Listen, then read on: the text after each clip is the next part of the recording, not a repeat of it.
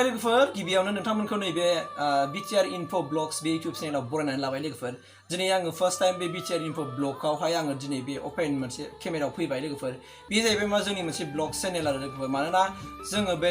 Btr Info स्टुडिय'आवहाय माखासे बाथ्राखौ बुंनो हायैखाय जोङो एसे थांनाय फैनाय बे सारमोनखौ लोगो लाहैनाय मानाय बेनि एसे ब्लग बानायनानै होनोसै होननानै जोङो बे Btr Info Vlog जों बे चेनेलखौ जों खुलिनाय जादों स' नोंथांमोनहा बे Btr Info Vlog चेनेलखौहाय सापर्ट खालामबानो जाबाय आं बेखौ आंनि गोरबोनिफ्राय खावलायनाय जाबाय स' दिनै आयदाया जाहैबाय मा नोंथांमोना नायनानै मिन्थिखाबाय आं होदों जे मा दिलीप एक्टर नङा होमबा बे दिलीप एक्टर आदानाव थां होननानै बुंदों दिलीप एक्टरनि आं डिटेल्स दासिमबो मोनाखै माखासे फंबायमोना आंनाव कमेन्ट हरदों बियो उदालगुरिनि होननानै बुंदों ओमफ्राय एसे थालबो मोनदों दा उदालगुरिनि बबे ओनसोलनि बेखौ आं दा क्लियार मोनाखै स' नैबे जोंनि जेनाखि Btr Info स्टुडिय' इउटुब चेनेलावहाय गोबां उदालगुरिनि भिउवारफोर दङ नायगिरिफोर दङ आरो साबस्क्राइबारफोर दङ आं नोंथांमोनखौ आंनि गोरबोनिफ्राय खावलायनो नागिरदों आंनि बे Btr Info ब्लगनि गेजेरजों नोंथांमोनखौ रिकुवेस्ट खालामनो नागिरदों जुदि नोंथांमोना बे दिलीप जेनाखि आदा बेथ' रुंसारि जालांबाय आं प्रार्थना खालामो जेन' बे आदानि सोलेरा जिउमाया सोरगोआव आलो गोजोनै थाहैनो हाथों बेखौ आं आफा इसोरनाव आरज गाबग्रोबाय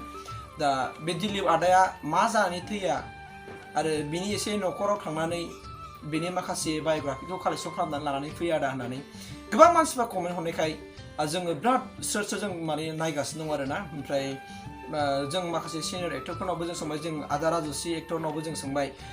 बियो होनदों मानसियाथ' नंगौलाय उदालगुरिनि होननानै बा कन्टेक्ट नाम्बार गैया न'खरनि कन्टेक्ट नाम्बार गैया नाथाय आदा राजस्रिया जों बिराद सापर्ट खालामगासिनो दं दै कन्टेक्टखौ नागिर जोंनो हरगासिनो दङ आरो बेजों लोगोसे जोंनि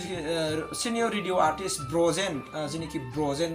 बे साराबो जोंनो बिराद कन्टेक्ट नाम्बार हरगासिनो दङ ओमफ्राय अनसुमा नार्जारि बे सार रेडिअ आर्टिस्ट बियोबो जोंनो कन्टेक्ट नाम्बारखौ हरदों जायखौ लोगो मोनो जों बिनिफ्रायनो सासे नङा सासे जों कन्टेक्ट नाम्बारखौ मोनबोदों आरोना स' जों बेबायदि मोनबोनासो जों बे खामानिखौ मावनो हागासिनो दं दा दिलीप जेनाखि आदा दिलीपनि जेनाखि न'खरनि बिदानि फंबायनि बा बिमानि बिफानि बेबायदि कन्टेक्ट नाम्बारखौ जोंनो नांगौ आरो दा जुदि सोरबा बे भिडिअखौ नायसनबायदोंबा नोंथांमोना Btr Info स्टुडिय'आवहाय आंनि कन्टेक्ट नाम्बार होनाय दङ बे कन्टेक्ट नाम्बाराव नोंथांमोनहा मेसेज हरबानो जाबाय बा WhatsAppआव मेसेज हरदो नैबे रनायन एक्टरनि बिदानि नाम्बार बा बिफानि नाम्बार बा बिमानि नाम्बार बिमा बिफा दंना गैला बेखौथ' आंबो बारा मिथिला ओंखायनो जुदि न'खरनि सोरबा सोद्रोमाफोर जुदि दङब्ला अननानै हर जोङो कल खालामनानै थांगोन बिनि उनाव जों न'खरजों मानसिजों जों सुखु दुखु रायलायनानै जोङो फैगोन आरोना जुदि नोंथांमोना अननानै आं खावलायदों जे नैबे दा जेनाखि फुजा बन्द जागोन बे फुजा बन्दनि समाव जेन' जों बे दिलीप एक्टरखौ लोगो हमनो हानाय बायदि नोंथांमोना जुदि नाम्बारा दङब्ला न'खरनि सोद्रोमाफोरनि न'खरनि मानसिफोरनि अननानै कन्टेक्ट नाम्बारखौ हरगोन आं मिजिंथिबाय आरो नङाबा नैबे स्क्रिनाव आंनि नाम्बारखौ होबाय आं दे बे स्क्रिनाव नोंथांमोना मेसेज हरबानो जाबाय बे दिलीप आदानि न'खरनि कन्टेक्ट नाम्बारखौ जोङो थांगोन नांगौबा जोङो उदालगुरियाव हरसे थाहैगोन बिनि उनाव जोङो बेयाव थांगोन मानोना बिराद डिस्टेन्स गोजान जायो जोंथ' हयथ' मोनथिखाजोबो जों क'क्राझारनिसो दै क'क्राझारबाबो जोङो एकदमबारे बेंगलजों नांजाबनाय खाथिनिसो जोङो ओंखायनो आं नोंथांखौ खावलायदों बिराद गोजान जायो उदालगुरिया थेवब्लाबो जों थांगोन मा उदालगुरिल' धेमाजि सनितपुराव धेकियाजुलियानो जाथों बा अरुणाचलानो जाथों बा शिलंआनो जाथों बा नेपालाव सोरबा थाहैथों सोरबा एक्टर एक्ट्रिसआ थेवब्लाबो जों थांजोबगोन आरोना जों बोखांजोबगोन लासै लासैनो दा जों बेफोरबायदि जों खामानियाव जों गोबां माखासे रां रुफा गारगासिनो दं नोंथांमोनाथ' मिथिखायो आजिखालि माने फैसा गैयाबा खुनु लामा दोंसेबो ओंखारनो हाया जों बावहाय थांगोन फैगोन जों बाहाय मालाबा जों गारि भारा लायो खाथिनिखौ जों बाइकजोंनो जों थाङो इभेन जोङो चिरांसिमाव जों माबाजों थाङो जों बाइकजों हान्थियो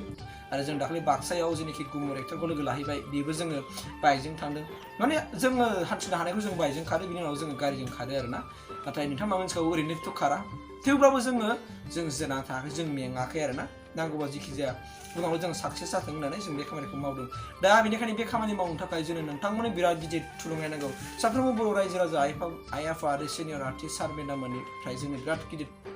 हेल्प नांगौ आरो थुलुंगा नांगौ थुलुंगाया बेयावनो जों नोंसोरनिफ्राय माने थाखा फैसा जों बियाखै जे नोंथांमोना जोंखौ साबस्क्राइब खालामनानैल' थुलुंगा जोंखौ होनांगौ मानो